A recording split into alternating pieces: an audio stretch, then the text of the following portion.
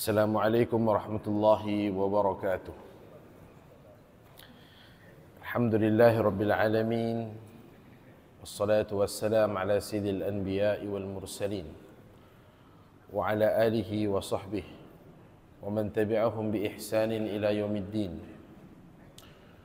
Wa ba'du, subhanaka la ilma lana illa ma 'allamtana innaka antal alimul hakim. Allahumma rabbi shrah li sadri wa yassir li amri wahlul 'uqdatan min lisani yafqahu qawli. Allahumma 'allimna ma yanfa'una wanfa'na bima 'allamtana wa zidna 'ilma wa arina al-haqqa al-haqqa warzuqna ittiba'ah wa arina al-batila batilan warzuqna ijtinabah waj'alna mimman yastami'una al-qawla fayattabi'una ahsanah wa adkhilna bi rahmatika fi 'ibadika as-salihin. Alhamdulillah, kita rafakkan segala puji dan puji syukur kepada Allah Subhanahu wa taala. Selawat dan salam hormat buat sebaik-baik manusia dan sebaik-baik ciptaan, sebaik-baik ikutan Muhammad al-Mustafa sallallahu alaihi wasallam. Selawat dan salam buat ahli keluarga baginda dan para sahabat radhiyallahu anhum ajma'in. Selawat dan salam buat kaum muslimin dan muslimat yang mengikuti al-huda, petunjuk Al-Quran dan As-Sunnah ila yaumiddin, sehinggalah hari yang dijanjikan oleh Allah Subhanahu wa taala akan hancur segala-galanya. Hadirin dan hadirat rahimani wa rahimakumullah.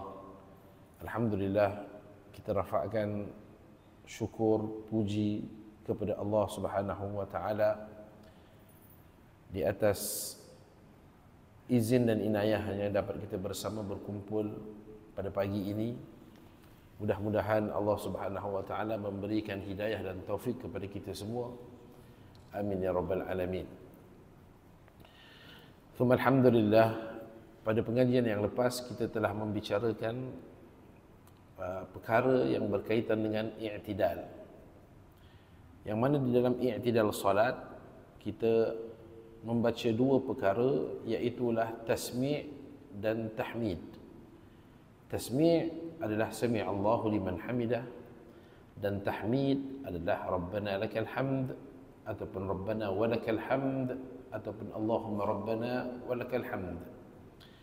Kita telah lalui bacaan yang pertama yang warid daripada sunnah Nabi sallallahu alaihi wasallam, iaitulah selepas daripada kita membaca tahmid yang ringkas, kita memuji lagi Tuhan dengan membaca Rabbana lakal hamd hamdan kathiran tayyiban mubarakan fih, seperti mana yang dicatatkan di dalam hadis Nabi SAW mengatakan Nabi melihat 30 para malaikat datang berebut-rebut para malaikat itu untuk menjadi pencatat utama ataupun pencatat yang paling awal untuk mempersembahkan bacaan itu kepada Sang Tuhan. Ini bacaan yang kita baca ketika mana i'tidal, kita puji Tuhan kita, pujian dengan pujian yang bersungguh. Maka pada hari ini insya-Allah kita akan pergi kepada bacaan yang seterusnya, yang mana Nabi SAW membacanya ketika mana i'tidal baginda. Dan suka saya ingatkan lagi sekali, iaitulah kita memuji Tuhan ini dengan kalimat tahmid. Itu bukan pujian yang biasa. Bahkan pujian kita kepada Allah Subhanahu wa taala, pujian yang selayaknya yang dilakukan oleh hamba, yang dipersembahkan kepada Allah Subhanahu wa taala, itu pujian yang luar biasa. Pujian segala-galanya. Tidak adalah kita melakukan pujian kepada Allah itu melebihi kita memuji manusia. Tetapi kita lihat berapa ramai hari ini orang yang memuji manusia.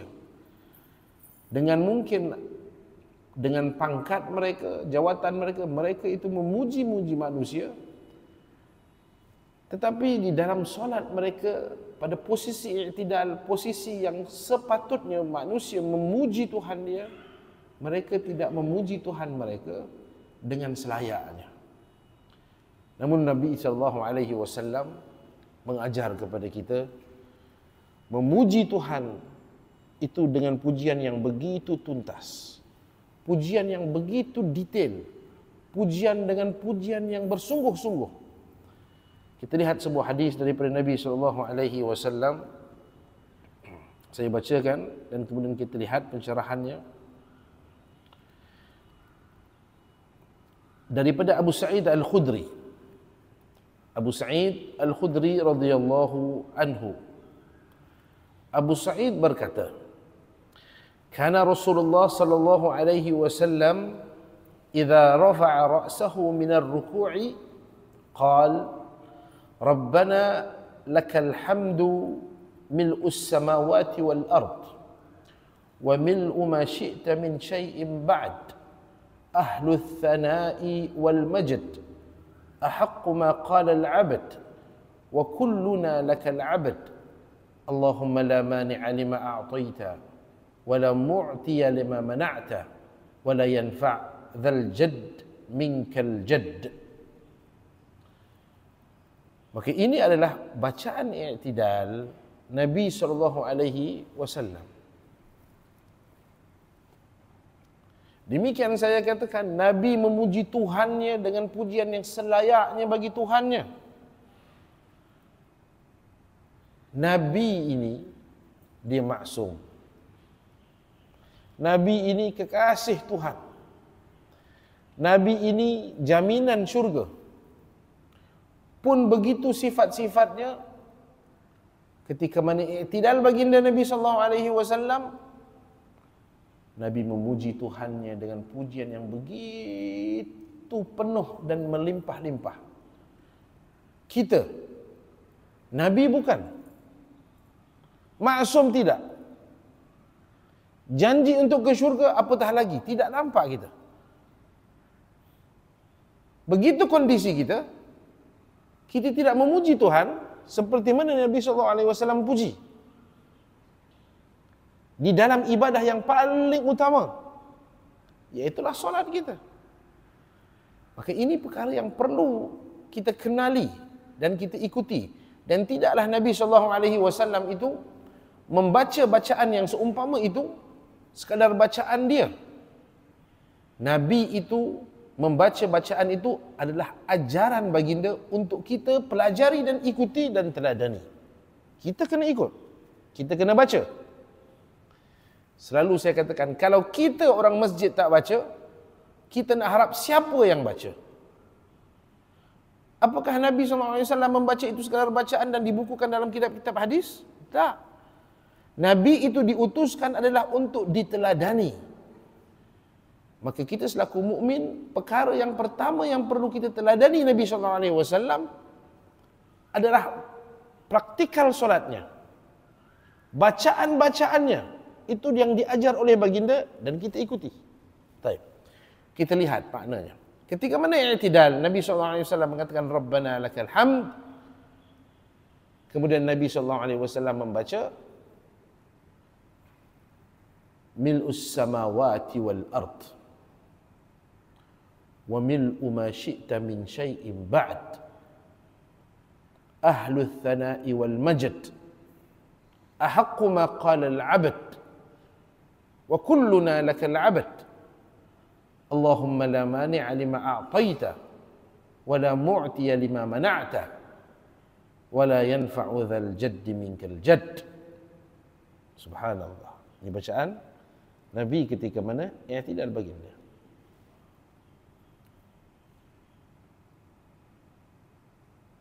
Kemana bacaan ini di dalam ruang-ruang solat orang Muslim? Tidak cukup majukah kita? Masih mundurkah kita? Sehingga kan kita tak memiliki bacaan ini. Kalau kita tak ada teknologi sekarang ini, saya boleh faham. Kalau kita masih zaman batu, mungkin kita faham. Tetapi segala bacaan-bacaan ini di hujung jari. Kita boleh klik di internet, dan ianya keluar tersebar. Dan sebelum itu di dalam kitab-kitab, hatta di dalam kitab mazhab Syafi'i, mensunahkan dan merekodkan bacaan ini untuk dibaca. Baik.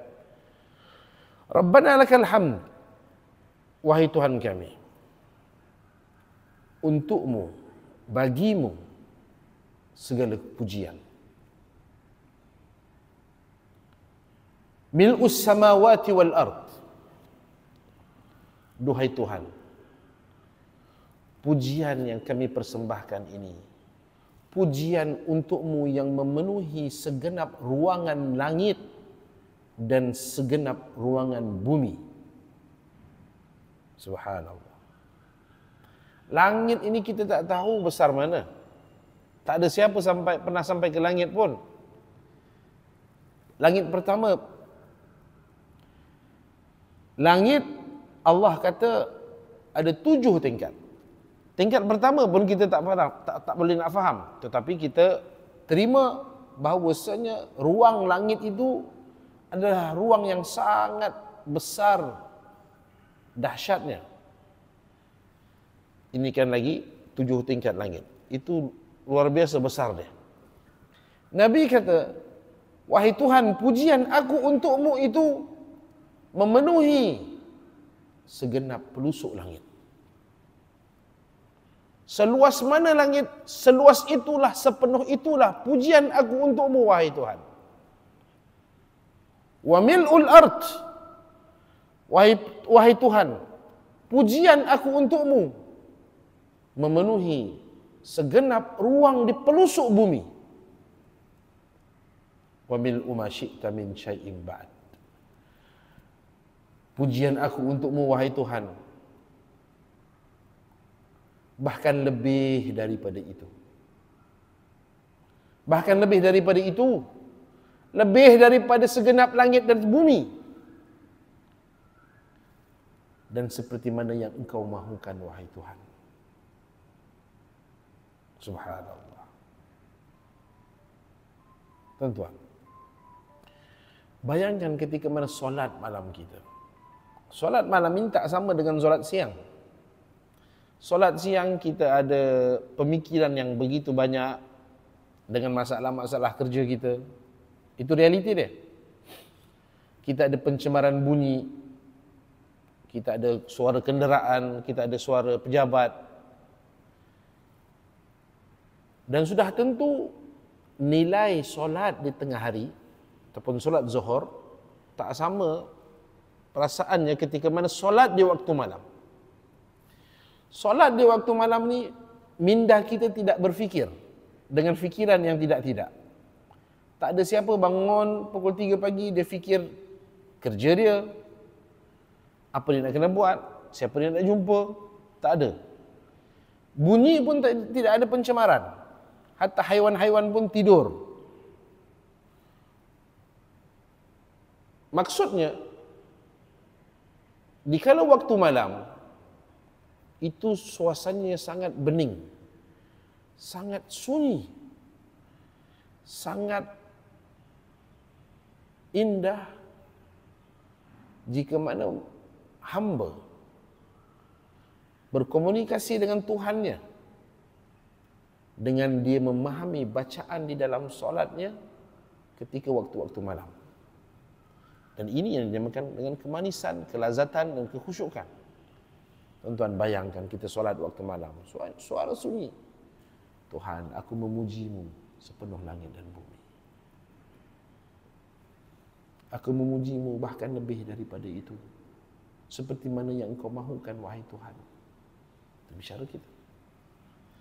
Kemudian Nabi SAW kata apa? Ahaqqu ma qala al-'abd, afwan, ahlu thana'i wal majdi. Tuhan, ya Allah, Engkau adalah selayaknya tempat menerima pujian dan kemuliaan. Tuhan, ataupun ya Allah, Engkaulah zat yang berhak menerima pujian dan kemuliaan. Ahlul thana'i wal majdi. Ahaqqu ma qala al-'abd. Perkataan yang selayaknya diucapkan oleh setiap hamba. Subhanallah. Nabi kata apa? Nabi kata ahaqqu ma qala al-'abd. Perkataan ataupun pujian ini adalah pujian yang sangat layak untuk diucapkan oleh mulut setiap daripada hamba. Adakah kita bukan hamba? Mengapa kita tidak pernah mengucapkan, sedangkan Nabi mengatakan ahaqqu ma qala al-'abd. Perkataan ini adalah perkataan yang selayaknya dan paling layak diucapkan oleh setiap hamba. Setiap hamba. Dan Nabi kata setelah itu, wa kulluna lakal 'abd. Wahai Allah, dan setiap kami ini adalah hamba-hamba-Mu. Tuan-tuan, solat ini dia mentahqiqkan, dia menghadirkan, dia memahamkan kita ini erti kehambaan kita. Kita bukan siapa-siapa. Kalau kita solat setiap hari dengan perkataan itu, kita tahu kita ini hamba Tuhan. Kita tahu apa kerja yang kita perlu lakukan, arahan daripada Tuhan selaku hamba. Nabi kata wa kulluna lakal 'abd. Kita semua ni, kami ini wahai Tuhan adalah hamba-Mu. Dan Nabi mengatakan pada rangkap yang terakhir, Allahumma la mani'a lima a'taita wa la mu'tiya lima mana'ta wa la yanfa' dzal jaddi minkal jadd. Wahai Tuhan, Allahumma, ya Allah, duhai Allah, la mani'a lima a'taita. Tidak ada mana-mana kuasa, tidak ada mana-mana kerajaan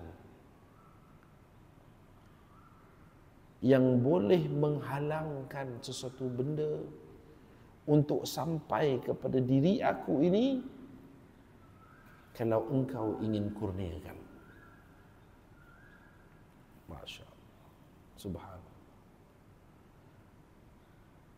Ini iman. Allahumma la mani'a lima a'taita. Wahai Tuhan, kalau Engkau ingin kurniakan ataupun sampaikan sesuatu perkara kepada aku, tidak ada mana-mana kerajaan, tidak ada mana-mana tangan, tidak ada mana-mana kuasa yang boleh menghalang perkara itu untuk sampai kepada diri aku.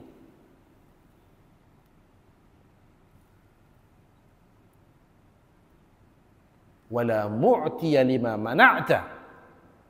Wahai Tuhan, dan tidak ada sesiapa di dunia ini, mana-mana tangan, mana-mana kuasa, mana-mana kerajaan yang boleh menyampaikan sesuatu perkara kepada aku jika Engkau telah halang ia sampai kepada aku. Subhanallah. Saya subhanallah, bacaan ini begitu terkesan, dan ini satu bacaan yang memujuk jiwa dan memotivasikan diri-diri yang kecewa. Kerana kita selalu ingat, apabila kita bercita-cita tinggi, kemudian cita-cita itu kita tak dapat, kehendak kita itu besar, dan akhirnya kita tak dapat, kita akan berkata, Tuhan, kalau Engkau nak bagi, tak ada siapa boleh halang. Tetapi kalau Engkau nak halang pun tak ada siapa yang boleh bagi. Manusia kecewa dengan apa? Percintaan. Manusia kecewa dengan jawatan.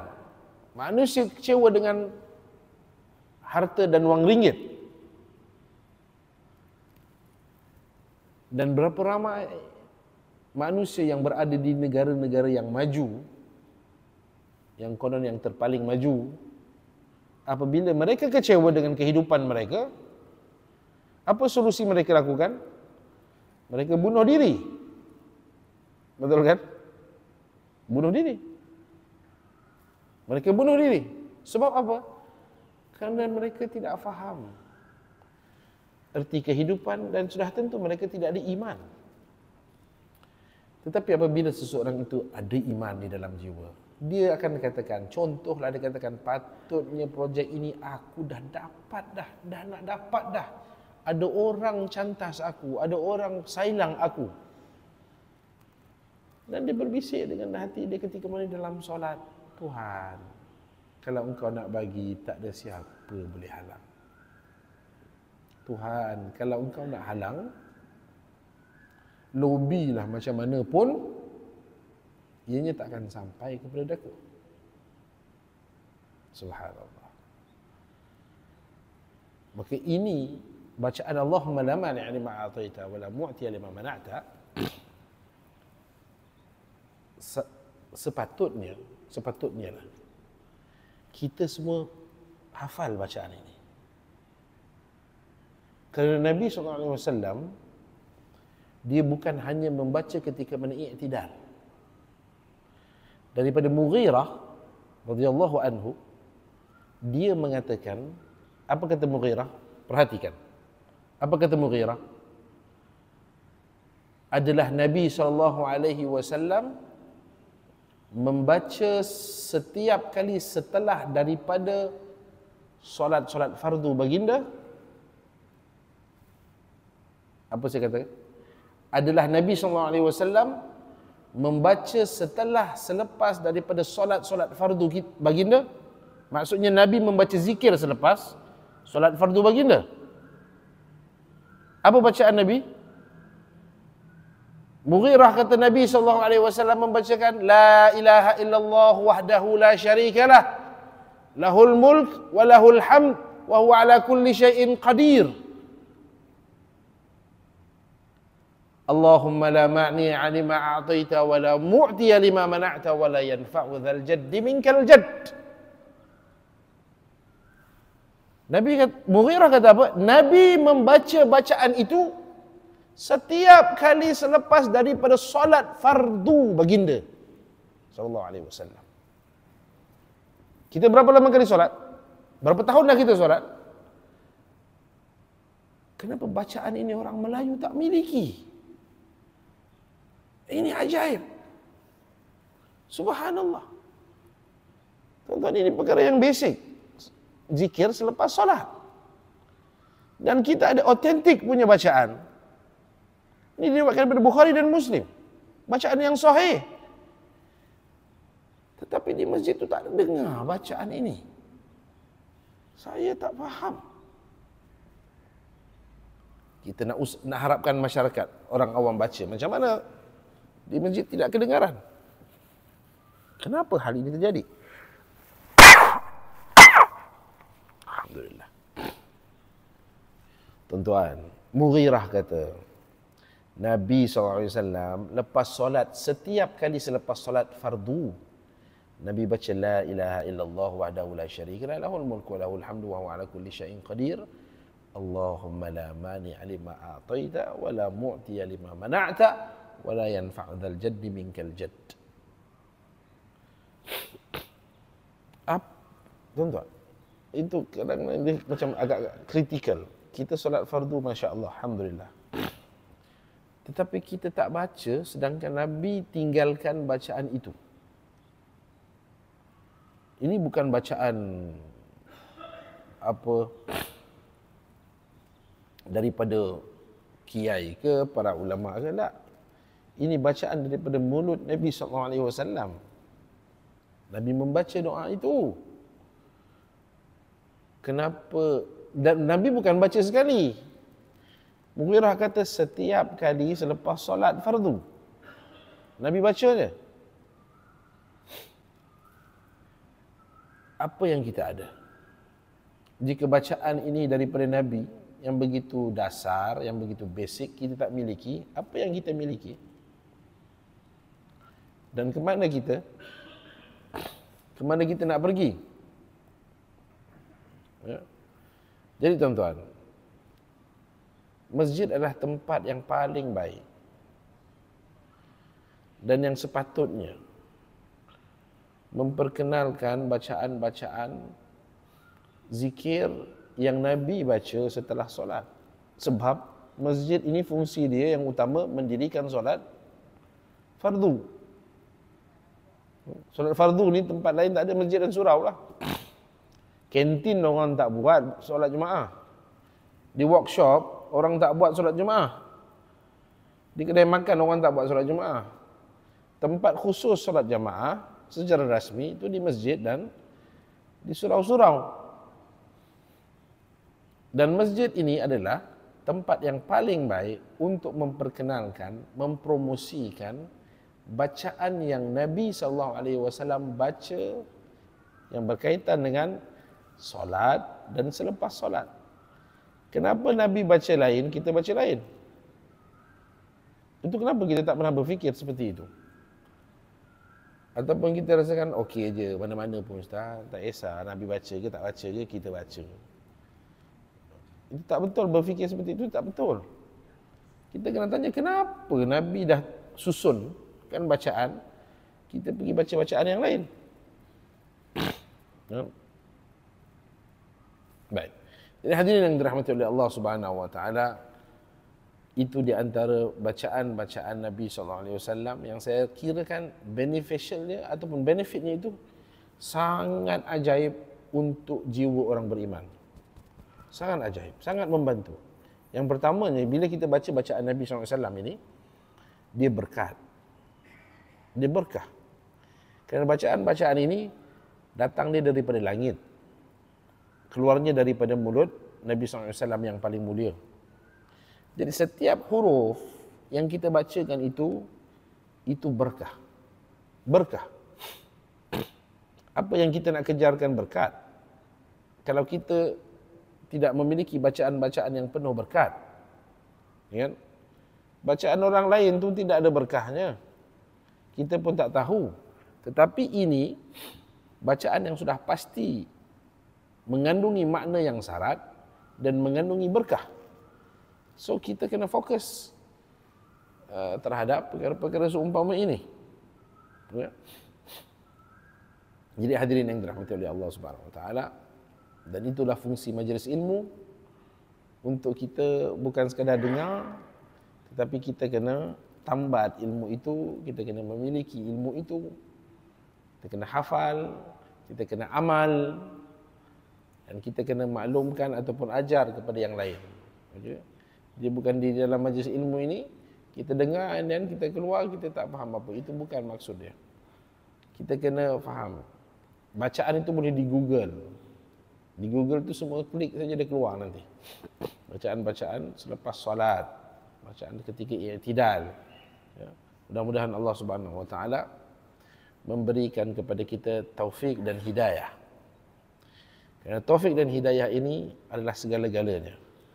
Tanpa taufik, tanpa hidayah, walaupun kita telan kitab-kitab ilmu, kita tak mampu untuk mengamalkannya. Kerana tidak ada taufik dan hidayah daripada Allah Subhanahu wa taala. Ilmu, penggerak ilmu adalah taufik dan hidayah. Sebab itu setiap kali ketika mana solat dalam setiap rakaat, Allah suruh meminta kepada dia itu hidayah. Ihdinas sirata al-mustaqim. Wahai Tuhan, hidayahkan kami kepada jalanmu yang lurus. Kenapa kita minta hidayah? Bukankah kita tengah solat di atas sejadah? Kita adalah pemilik hidayah. Kalau kita tidak memiliki hidayah, kita tak minta, kita tak solat. Orang yang tak solat itu mereka yang sepatutnya minta hidayah. Tetapi kenapa kita yang solat, kita minta hidayah? Tak tahulah Ustaz, itu dari kecil kita baca yang itu je lah. Makna ihdinas siratal mustaqim tu pun saya tak confirm apa dia. Ini masalah. Kenapa kita yang dah solat, yang ada hidayah, Abu Bakar As-Siddiq, Umar, Uthman dan sahabat yang lain itu adalah pemilik hidayah. Tetapi kenapa ketika mana solat mereka itu, mereka masih lagi diarahkan oleh Allah Azza wa Jal untuk memohon hidayah kepada Allah. Ihdinas siratal mustaqim. Tuhan hidayahkan kami kepada jalanmu yang lurus. Dan itu adalah permintaan dalam solat kita. Tuhan, setelah mana kita mengatakan iyyaka na'budu wa iyyaka nasta'in. Tuhan, hanyalah Engkau satu-satunya yang kami sembah, dan Tuhan, hanyalah kepada Engkau kami meminta pertolongan. Itu kita baca. Dan pertolongan pertama yang Allah Subhanahu wa taala suruh dan ajar kepada kita untuk pohon kepada Dia adalah permohonan hidayah. Ihdinas siratal mustaqim. Kerana hidayah ini dia bertingkat-tingkat dan dia ada level. Hidayah orang pergi masjid satu. Kemudian tingkat yang kedua, orang tu duduk dalam majlis ilmu. Yang Allah tak berikan hidayah, siapa yang dia tak duduk dalam majlis ilmu. So orang yang berada dalam majlis ilmu, bukan majlis ilmu saya lah, ni majlis mana-mana lah. Orang yang Allah berikan hidayah, dia menuntut ilmu. Semua orang menuntut ilmu, Allah beri hidayah kepada sebahagiannya dan mungkin tidak sebahagiannya. Kerana di dalam orang menuntut ilmu ni ada yang fokus, ada yang tak fokus. Kan? Tetapi agama ni fokus. Ada yang fokus, ada yang tak fokus. So yang fokus tu itu adalah orang yang Allah Subhanahu wa taala berikan hidayah kepada dia. Dan orang yang tidak fokus, maksudnya Allah tak berikan hidayah. Faham tak maksud saya itu? Hidayah itu berlapis-lapis. Dan orang yang fokus, katakanlah semua orang fokus, dia pergi kepada tingkatan yang seterusnya. Ada yang faham, ada yang tak faham. Kata Ustaz, saya fokus dah, tapi tak faham saya. Allah tak kurniakan hidayah kepada dia. Tetapi agama ini, dia senang. Dia kalau you fokus, you faham. Buktinya orang Badawi, orang Arab Badawi, yang kita katakan dia duduk, dia macam agak mundur sikit. Apabila Nabi SAW cerita pasal agama, dia faham je. Takkanlah kita yang duduk dekat KL bangsa tak faham. Ya. Jadi kalau you fokus, of course insya-Allah you faham. Baik. Apabila kita katakan semua orang faham, hidayah ada dalam majlis ilmu, ada hidayah untuk fokus dia ada, hidayah untuk faham pun Allah berikan kepada dia. Dia pergi kepada kemuncak kepada segala hidayah. Yang ini banyak kepada kita miss. Termasuklah saya. Dinamakan hidayatut taufiq. Hidayah taufik, kemuncak hidayah.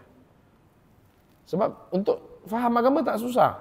Macam saya pun untuk saya isikan slot, itu tak susah. Saya study, saya baca, saya boleh isi slot. Saya boleh bercakap lempung-lempang, tuan-tuan kena begini, tuan-tuan begitu. Saya faham. Dan saya cerita.